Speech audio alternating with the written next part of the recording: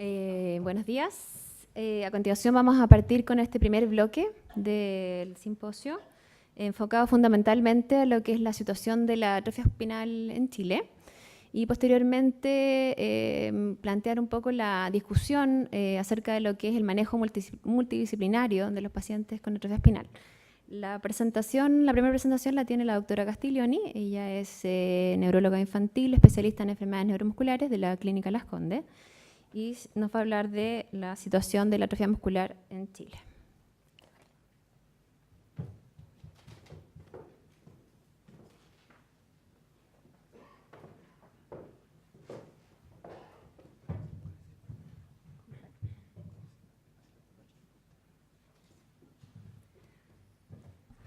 Hola, buenos días. Gracias por estar acá y por participar en este simposio que, desde el punto de vista de lo que a nosotros como profesionales de salud nos compete, nos llena de orgullo, porque es un simposio que ha sido generado desde fundamentalmente el empuje y el entusiasmo de las familias, de niños y de los pacientes con atrofia muscular espinal, y parte de la presentación mía va a estar relacionada entonces con lo que está pasando actualmente con la atrofia espinal en Chile. Vamos a tocar algunos puntos menores y bastante rápidos sobre la situación de salud en relación con las políticas públicas. Posteriormente vamos a mirar el enfrentamiento que ha dado la sociedad civil en el sentido de los padres de familia y los pacientes. Posteriormente el manejo y cuidado en Chile en relación y en comparación con el escenario internacional, y por último vamos a terminar con algunas perspectivas. La atrofia muscular espinal está y se considera dentro del contexto de lo que son las enfermedades raras o poco frecuentes, que son aquellas que afectan a menos de una cada 2.000 personas. Se estima en su conjunto que las enfermedades raras representarían cercano a un 8% de la población general, y dada la población de Chile, estaríamos hablando de que en Chile existirían cerca de 1,5 millones de personas con enfermedades raras. Si nos enfocamos específicamente en la atrofia muscular espinal, cuya incidencia es de 1 a 6.000 a cada 10.000 nacimientos, y sabiendo que en Chile nacen aproximadamente al año cerca de 300.000 niños, tendríamos en Chile aproximadamente una frecuencia de 30 a 50 pacientes que nacen con atrofia espinal en Chile. Y dado que la tasa de portadores de la atrofia muscular espinal es de 1 a cada 35 a 50 personas, la tasa de portadores en Chile tendríamos que estimarla en cerca de 340.000 portadores. La prevalencia de la atrofia muscular espinal en Chile no se conoce, se estima que en general es de 1 en 80.000, pero por eso es que es importante toda esta labor que se está haciendo de levantar registros nacionales. Desde el punto de vista entonces de la situación de salud que nos rodea, sabemos que las enfermedades raras necesitan de un marco legislativo, ya que son enfermedades poco frecuentes que muchas veces van a poner en peligro la vida de los pacientes y requieren entonces, para que se pueda acceder a un cuidado de salud adecuado, de una legislación acorde, porque si no son pacientes que se han dejado de lado. Y por lo tanto es muy importante que la ley los proteja y que aparezcan en el fondo las necesidades de estas enfermedades que tienen cuidados muy especializados y también requieren de diagnósticos bastante específicos. Desde el punto de vista de lo que ha pasado en Chile, en el 2012 se creó un fondo solidario para medicamentos que estuvo orientado preferentemente a pacientes diagnosticados con enfermedades de muy baja prevalencia. Estos recursos fueron distribuidos considerando los criterios clínicos que se establecidos por una comisión técnica asesora sobre enfermedades raras o poco frecuentes que se estableció en el Ministerio de Salud. Y según los datos que encontré, estas fueron las enfermedades que han sido cubiertas por este fondo solidario. Y no está la atrofia espinal, y por supuesto que hay montones de enfermedades que no están. Por alguna razón, probablemente que tiene que ver mucho con algún tipo de lobby que se estaba haciendo al interior o de la gente que más tenía representación en ese minuto, esas fueron las enfermedades que recibieron recursos desde el ministerio y no otras. ¿Qué es lo que se supone que está pasando actualmente? Yo me enteré solo por páginas de internet de que el miércoles recién, en septiembre, este miércoles, hace 2 días, se creó el Ministerio de Salud dio a conocer un anteproyecto de ley, que es la ley Ricarte Soto, en que debiera, y ya está estudiada y visada por Hacienda, en donde se supone que va a haber recursos universales y para todos los beneficiarios, tanto de seguros públicos como privados, para acceder sin discriminación de ingreso a tratamientos de alto costo, que consideran medicamentos, alimentos, porque hay muchas enfermedades metabólicas que están consideradas en esto, y además yo me sorprendí a los dispositivos médicos que se supone tienen necesidades estas enfermedades raras.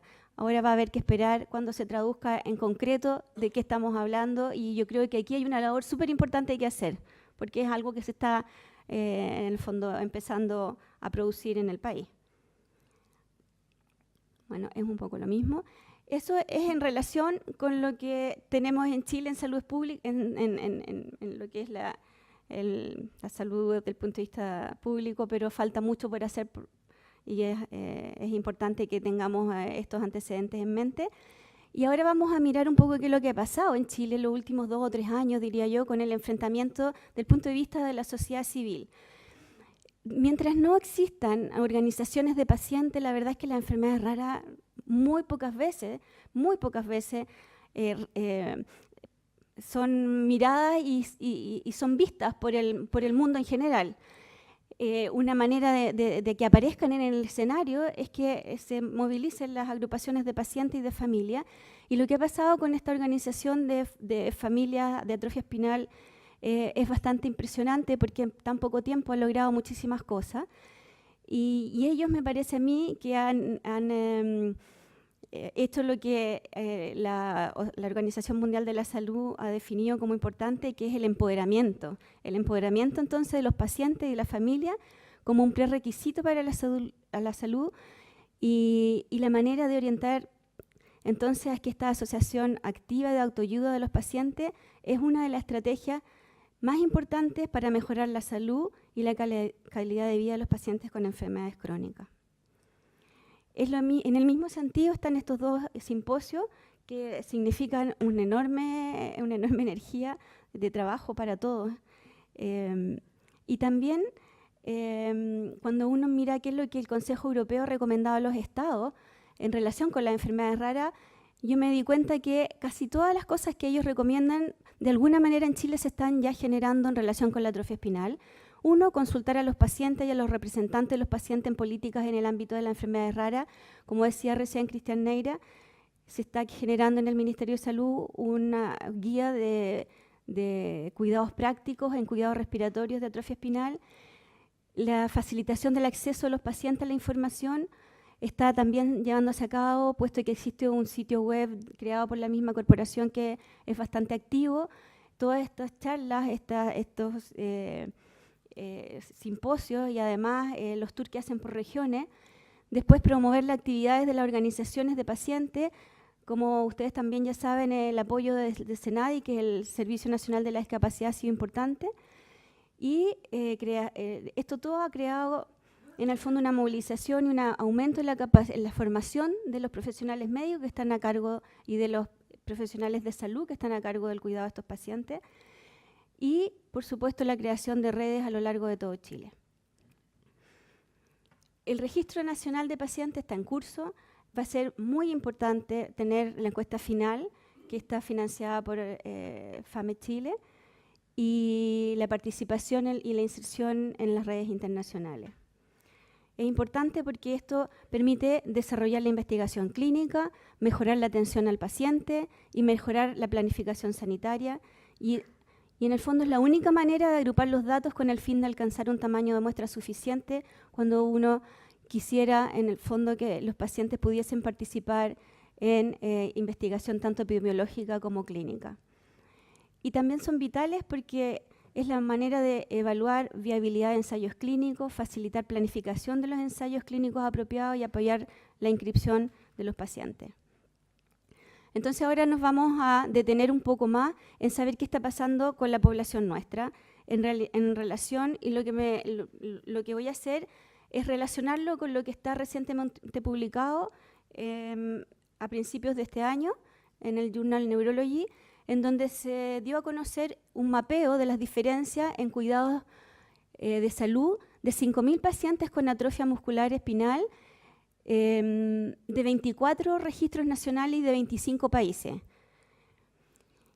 Y lo vamos a hacer en comparación con lo que hemos estado recopilando nosotros en Chile con nuestros pacientes. Este análisis describe entonces esta gran cantidad de pacientes de manera de objetivar y de armonizar los registros para poder mirar qué es lo que tienen en común todos estos pacientes y poder tener datos estadísticos que sean confiables. Muchos pacientes, en muchos países tienen muy pocos pacientes registrados, pero cuando los pacientes se registran con los mínimos datos, pero que son homogéneos en todas partes, es la manera de poder sumar pacientes y sacar datos de historia natural o de datos epidemiológicos que puedan ser importantes para proyectos futuros en el beneficio de los propios pacientes. Y en este sentido, nosotros nos hemos dado cuenta que los datos que estábamos obteniendo son también los datos que el TreatMD consideró que eran necesarios y obligatorios, porque en países que están en desarrollo, que no son del mundo desarrollado completo, la verdad es que tener acceso al estudio genético no es tan fácil. Nosotros diríamos que en los últimos 2 o 3 años había un cambio bastante importante, pero hasta hace 5 años atrás el acceso al estudio genético de confirmatorio en atrofia espinal era difícil. Había que mandar muchas veces estudios fuera de Chile y se demoraban a veces un mes o más en tener el resultado. Y en cuanto a los datos que son recomendables, aunque no son absolutamente obligatorios, también el tic que yo hago aquí es porque lo hemos considerado también en los registros que llevamos de los pacientes, incluyendo lo que pudimos hacer el año pasado, que yo se los presenté, que era poder evaluar en un número cercano a 58 pacientes el número de copias del gen SMN2. Y entonces acá empezamos a mirar un poco lo que está publicado en estos 25 países y lo que está pasando con nuestro paciente.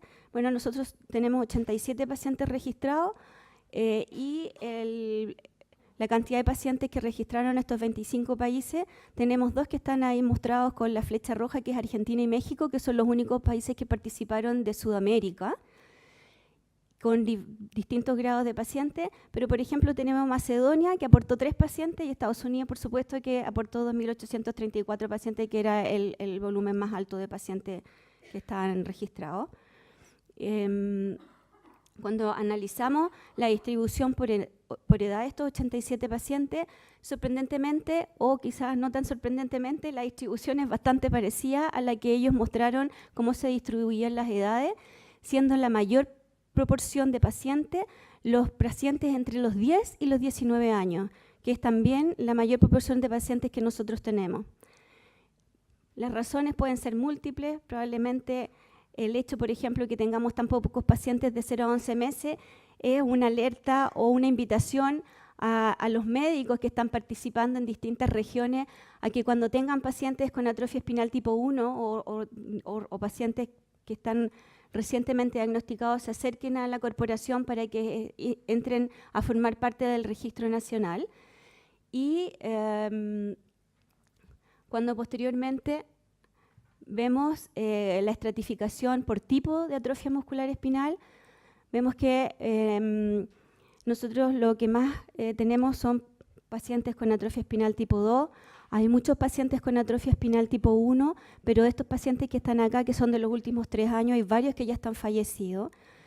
Y el otro porcentaje de pacientes es con atrofias tipo 3, que también no son menores. Y en el gráfico que está al lado, lo que yo quise mostrar es que la confirmación genética es casi, no es completamente al 100%, pero es muy alta, es más del 90% de todos estos pacientes que estamos considerando. Ahora, estos pacientes no son los del registro que está haciendo la encuesta nacional FAME Chile, sino que son los que yo pude recolectar por el proyecto que hicimos el año pasado, porque no solamente están los que se le estudió el SMN2, sino que hay muchos otros pacientes que llegaron conociendo la información de que se estaba haciendo el estudio y que probablemente o llegaron más tarde o no se pudieron por otras razones incluir en el proyecto de estudio de copias del gen SMN2. Este gráfico es para mostrar que la distribución por sexo es muy equivalente en los 3 tipos de atrofia muscular. No hay mucha diferencia entre hombres y mujeres. El reclutamiento de pacientes ha sido a lo largo de todo Chile. Y cuando vemos la asistencia ventilatoria total que está descrita en este artículo, vemos que de los 5.068 pacientes, existe un total de 615 pacientes con ventilación, con asistencia ventilatoria, y de esos la mayoría de los pacientes, 403, son pacientes con atrofia espinal tipo 1. En negrito están los pacientes con ventilación invasiva y en gris los ventilación no invasiva. Y podemos ver que de los pacientes con ventilación invasiva tenemos 178 pacientes que corresponden a atrofia espinal tipo 1 y 437 pacientes con ventilación no invasiva. Y eso corresponde al 57% de la muestra de asistencia ventilatoria en atrofia muscular espinal tipo 1. Yo marqué acá con flechas rojas 2 países, que es Argentina y México, que son latinoamericanos, en donde en estos pacientes con atrofia espinal tipo 1 ellos no reportan ningún paciente con asistencia no invasiva. El 100% de los pacientes en estos 2 registros son pacientes con atrofia espinal tipo 1 y ventilación invasiva. Y posteriormente, ustedes pueden ver acá los diversos países, están ahí marcados con flechas azules: Francia, Alemania, Italia, Reino Unido y Estados Unidos, en donde existe los 2 tipos de pacientes, en el fondo pacientes con atrofia espinal tipo 1 que están con ventilación no invasiva y con ventilación invasiva también. Y entonces, ¿qué pasa en nuestra realidad? Lo que vemos es que de los pacientes nuestros, el total de pacientes está representado de pacientes tipo 1, eran 31 como vimos recientemente. Con asistencia ventilatoria invasiva pudimos rescatar 18 pacientes y con asistencia ventilatoria no invasiva 4 pacientes. Nosotros estamos teniendo acceso, y eso quería yo destacar, porque me parece a mí que los cuidados ventilatorios en Chile tienen una historia bien larga. El año pasado pudimos invitar a la persona, a la doctora que estaba a cargo, la doctora Paiva, del programa del Ministerio, que tiene que ver con la asistencia ventilatoria a domicilio. Y la verdad es que me parece que hay una trayectoria larga de asistencia ventilatoria no invasiva en Chile, de manera que de alguna manera también eso se está traspasando a asistencia ventilatoria no invasiva en pacientes con atrofia espinal tipo 1. En cuanto a pacientes con atrofias tipo 2, podemos ver que es bastante esperable que la mayoría de los países tienen fundamentalmente en este tipo de pacientes asistencia ventilatoria no invasiva, que es la que está marcada en gris en los gráficos. Y en Chile lo que tenemos es que en la atrofia espinal tipo 2 la mayoría o casi el total de los pacientes está con ventilación no invasiva. Y es cercano a más de, es mayor del 50%. En la atrofia espinal tipo 3 son muy poquitos pacientes. Ustedes ven el gráfico, en realidad muestra que hay en varios países muy poquitos pacientes que tienen asistencia ventilatoria, ¿cierto? Y en nuestro país un poco pasa lo mismo. Tenemos solamente 2 pacientes de atrofia espinal tipo 3, probablemente son aquellos que ya han perdido la marcha y que tienen algún grado de debilidad mayor, que están con asistencia ventilatoria no invasiva a domicilio. En cuanto a la gastrostomía, la realidad de los países es que hay, en general, predomina, por supuesto, en la atrofia espinal tipo 1, la mayor cantidad de pacientes que tienen gastrostomía, sobre todo en Estados Unidos hay un número importante de 250 pacientes con gastrostomía y atrofia espinal tipo 1, 60 pacientes también con atrofia espinal tipo 2 en Estados Unidos y gastrostomía. Y en atrofia espinal tipo 3 son un número muy bajito de pacientes, ¿cierto? Entre 4 pacientes a lo más. Bueno, en Chile, por lo menos esta muestra de pacientes que yo le estoy contando, solo tenemos pacientes con gastrostomía en pacientes con atrofia espinal tipo 1. Y que son normalmente los que están con traqueostomía, con ventilación invasiva. En la cirugía por escoliosis, la realidad nuestra es que en atrofia espinal tipo 1 casi no tenemos. Hay un paciente que ya tiene más años que se realizó una artrodesis. En pacientes con atrofias tipo 2 es donde tenemos la mayor cantidad de pacientes que han sido sometidos a cirugía de escoliosis, 18 pacientes, y en pacientes con atrofias tipo 3 tenemos 3 pacientes que han sido sometidos a escoliosis, a cirugía de la escoliosis.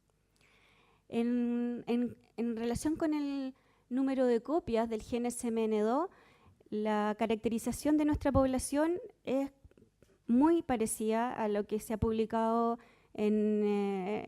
internacionalmente, y podemos apreciar que en la atrofia espinal tipo 1 nosotros vimos que todos los pacientes, el 100% tiene solo 2 copias del gen SMN2. En esta muestra internacional hay algunos pacientes, muy poquitos, que tienen una copia. La mayoría de los pacientes tienen 2 copias, como lo que nos encontramos nosotros, y un porcentaje también menor de pacientes con atrofias tipo 1 pueden tener 3 copias del gen SMN2. En nuestra muestra de pacientes no encontramos eso. En los pacientes con atrofia espinal tipo 2, nuestros pacientes, la mayoría, resultaron con 3 copias del gen SMN2, solo un paciente tenía 2 copias del gen SMN2, y es parecido a la distribución de lo que está descrito acá en la muestra, en otras muestras. Y después en los pacientes con atrofias tipo 3, diría que es casi idéntico. Tenemos pacientes con 3 copias, ¿cierto?, del gen SMN2, y también otro grupo de pacientes que tienen 4 copias del gen SMN2.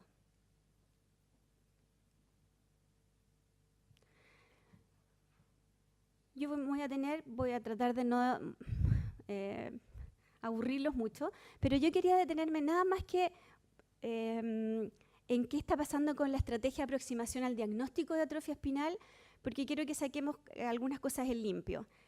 En las estrategias que están recomendadas para aproximarse al diagnóstico de atrofia espinal, yo quería recalcar que es muy importante que frente a un paciente que tiene las características típicas de una atrofia espinal, la hipotonía, bueno, eso ya lo hemos visto en otras presentaciones. Bueno, frente a pacientes típicos, o incluso que uno sospecha pero que no le parece tan típico, hay que rápidamente hacer el estudio genético que Chile tiene disponible en este minuto, que es un estudio que es una muestra de sangre, que tenemos el resultado en 15 días, o a veces puede ser antes, y la verdad es que tenemos la confirmación diagnóstica muy rápida. Cuando ya no tenemos la confirmación genética, y entonces pasa que nos llegó que era normal el estudio genético, entonces recién ahí uno debiera empezar a hacer electromiografía, velocidad de conducción nerviosa, CK, y dependiendo de lo que uno encuentre en la electromiografía, ¿cierto?, y en la CK, y por supuesto la reevaluación clínica, es ahí donde uno dice, bueno, esto me parece que a lo mejor es más bien una distrofia, una miopatía, y hago una biopsia muscular, o me parece que es una atrofia típica y entonces busco estudios genéticos de otras atrofias espinales, o considero que a lo mejor es metabólico y hago otros estudios, etc. Y hay otros tipos más raros de que en el fondo pueden tener mutaciones del gen de la atrofia espinal y habría que entonces secuenciar el gen. Pero esto lo quería recalcar solo por lo que me sorprendió un poco al evaluar lo que pasa con nuestra población de pacientes. Cuando yo quise revisar qué pasaba con cuántos pacientes de la muestra que yo les estoy nombrando tienen electromiografía, resulta que el 75% de los pacientes tienen electromiografía. ¿Qué significa eso? Que 31 de 35 pacientes con atrofia espinal tipo 2 necesitaron para hacer el diagnóstico de la electromiografía. 14 de 31 con atrofia tipo 1 y 20 de 21 con atrofia espinal tipo 3. Y después, cuando analicé las biopsias musculares de nuestra serie de pacientes, entonces resulta que 31 pacientes tuvieron biopsia muscular antes de llegar al diagnóstico, eso es un 36%, y cuando lo analicé por tipo de atrofia muscular, lo que es más sorprendente, y me parece que es ahí donde tenemos que poner un cambio, es que 48% de los pacientes con atrofia espinal tipo 2 tienen biopsia muscular. O sea, necesitaron biopsia muscular para llegar al diagnóstico. Y entonces por eso recalqué lo anterior, cuando uno sospecha una atrofia espinal, lo primero que hay que hacer es el estudio genético, porque tienes el diagnóstico rápido y no te demora hacer una biopsia muscular. Hacer una electromiografía a veces retarda un año el diagnóstico del paciente. Es para tenerlo en consideración. Bueno, nada más que la atrofia muscular espinal es un continuo clínico, ¿cierto? Finalmente, lo hemos dividido para razones prácticas en 4 subtipos. La historia natural de la enfermedad es que 68% de los pacientes con atrofia espinal tipo 1 fallecen antes de los 24 meses, 82% fallecen antes de los 4 años. Y con estas asistencias ventilatorias, asistencias nutricionales, hemos visto que está cambiando la realidad, y eso probablemente lo vamos a ver en otras presentaciones. Bueno, esta es nuestra realidad de los pacientes con atrofias tipo 1. La mayoría de los pacientes tienen entre 1 y 2 años, y es un número de pacientes no menor que está con trayectomía en su casa, y es algo que se nos viene y que hay que, probablemente como país, considerarlo y tenerlo en cuenta. Me dicen que me queda poco tiempo, así que los desafíos y las perspectivas, evitar que llegue a esto, ¿cierto? Evitar tener pacientes que no llegaron a tiempo a cirugía de escoliosis y están con la paciente acá con una escoliosis que está absolutamente estructurada, que no es flexible. Esta es otra paciente que tenía un poquito más de flexibilidad, pero que también en el fondo la calidad de vida de ella no puede ser la misma que un paciente que está sometido a tiempo a una cirugía de escoliosis que le va a cambiar bastante su calidad y su condición de vida. No olvidar el manejo activo y preventivo que facilita y que promueve capacidad de movimiento y rangos articulares. Hay que usar la creatividad, no siempre se necesitan cosas muy caras, siempre insistir en los beneficios de la bipedestación, en la kinesioterapia y la terapia ocupacional activa en estos pacientes, en la atención y mucha atención a las posturas que mantienen en el día los niños para evitar escoliosis, alteraciones en las caderas, ¿cierto?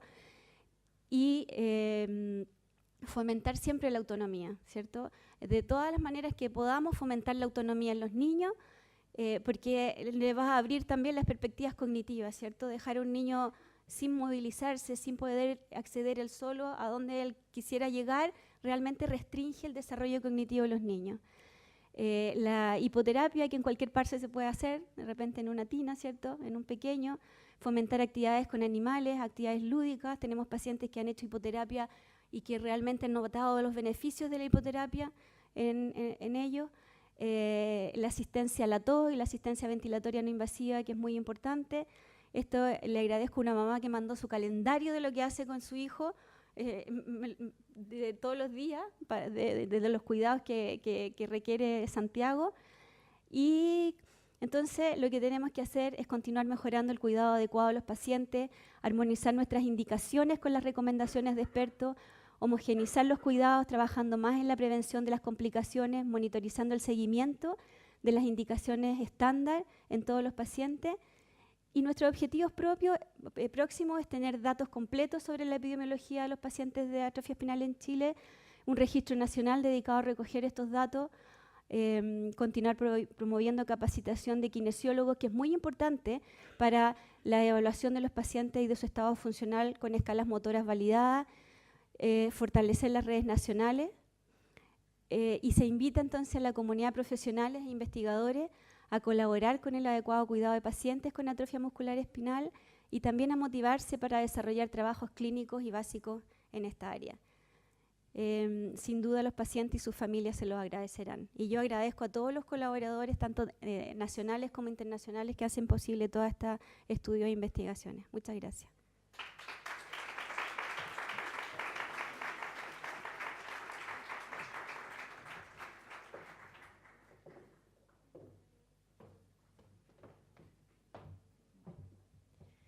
Agradecemos a la doctora Castiglioni por su